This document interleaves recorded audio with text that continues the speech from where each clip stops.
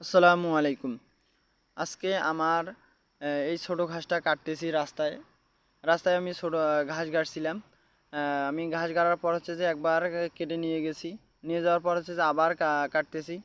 কারণ হচ্ছে যে এত ছোটোতে কেন ঘাস কাটতেছি? কারণ মনে করেন আমাদের এদিকে কম বেশি ধান কাটা কিন্তু একবারেই শেষ হয়ে গেছে।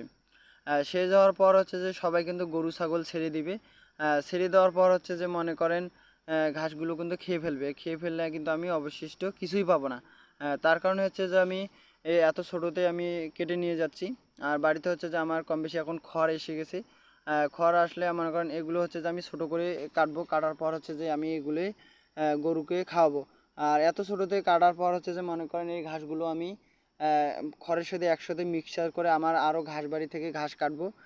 3 থেকে 4 দিনের ঘাস একবারে আমি গরুর জন্য কেটে আমি বস্তার মধ্যে 3 থেকে 4 বস্তা একবারে ঠেসে রাখি দেবো।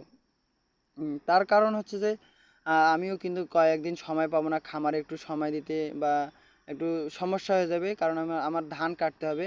আমার বাড়িতে হচ্ছে যে একবারে ধান কাটা লেগে গেছে আমাদের এদিকে, কারণ আমার যদি আমি লেট করে কাটি একটু সমস্যা হয়ে যাবে। লেট করে কাটলে সবাই ধান কাটা শেষ হয়ে গেছে, আর আমাকেও জরুল ধান কাটতে হবে। তার কারণ হচ্ছে যে এই ধানটা যদি আমি শেষে কাটি তাহলে মনে করেন গরু ছাগল ছেড়ে দিলে আমার ধানটাও ক্ষতি হয়ে যাবে। তার কারণে হচ্ছে যে আমি এই পদ্ধতিটা অবলম্বন করতেছি। আমি কিন্তু সাথের খাবার সাথে বানাই, গরুকে খাওয়াই।